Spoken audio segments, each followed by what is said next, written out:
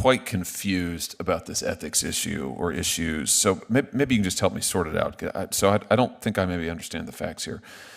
So you said that you've never been subject to an ethics complaint before. Is that right? I said, to my knowledge, never been subject to an OPR complaint or any sort of formal complaint. Okay.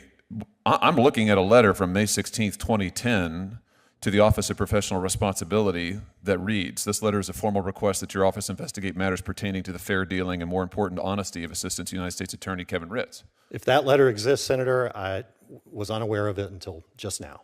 But you're aware of the issues surrounding the Von Rico Weber case, which is the subject of this letter asking for a formal investigation into you. You're aware of that? As I said, I do have some recollection of that matter. Oh, okay. So you were subject to a complaint. I have the letter right here.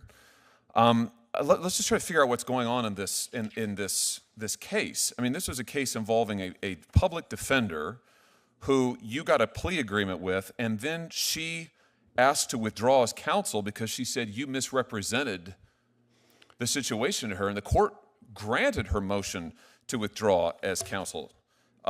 That's pretty unusual, isn't it? I mean, what's happening here? She said that you told her that she relied on information about the nature of the crime, which was, she was told, was going to be a marijuana trafficking offense, and then when she got the PSR, it had a base offense level of 34 because the underlying offense was cocaine trafficking. So she had advised her client, based on your representations, here's what you're going to be likely subject to.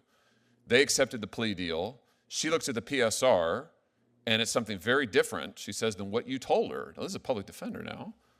And so on that basis, she had to withdraw as counsel, and the court granted her request. That's very unusual. I mean, what happened here? Senator, first of all, I believe it was not a public defender. It was a defense attorney on the CJA panel in West Tennessee.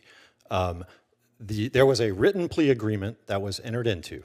That written plea agreement, as with all of our plea agreements, includes a provision that says these are all of the promises made to this defendant by the government. Yeah, but neither the indictment nor the change of plea transcript nor that agreement says anything about the underlying crime. It just says funds were the proceeds of distributing controlled substances without any specification of the alleged illegal narcotics. So what she says is, you sandbagged her, basically. And that's not true. I made no such promise along those lines. But was there any indication before the PSR that you were going to hit this guy with a cocaine? I mean, this is unusual.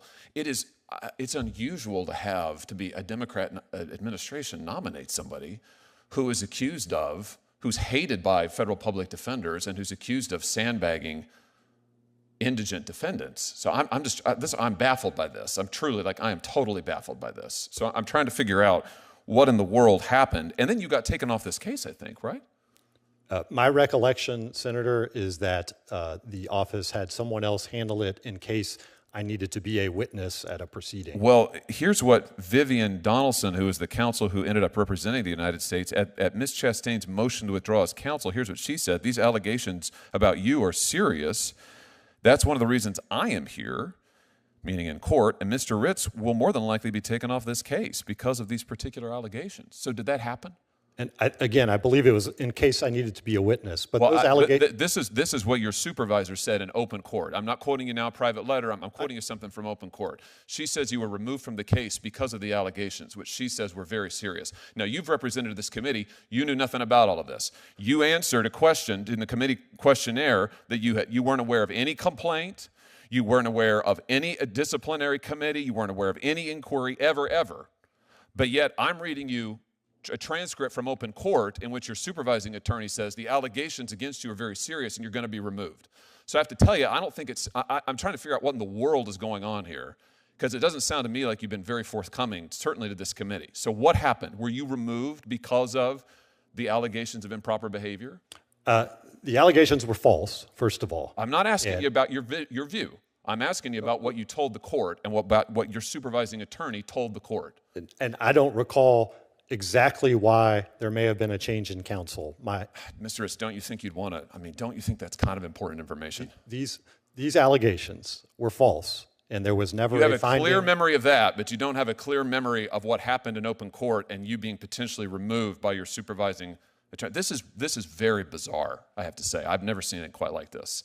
This is very, very strange.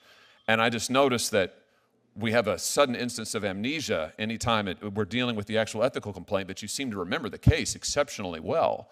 So this troubles me, and it's strange. It's very, very strange. Maybe my Democrat colleagues can clear this up. I'm sure they've vetted you.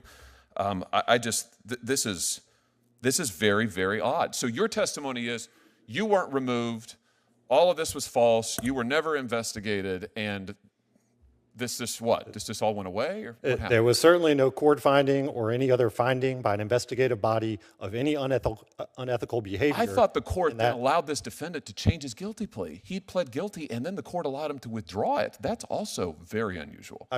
It does happen from time to time, Senator. On the basis of your misrepresentations. And that was not the finding of the court. Thank you, Mr. Chairman. Senator Whitehouse.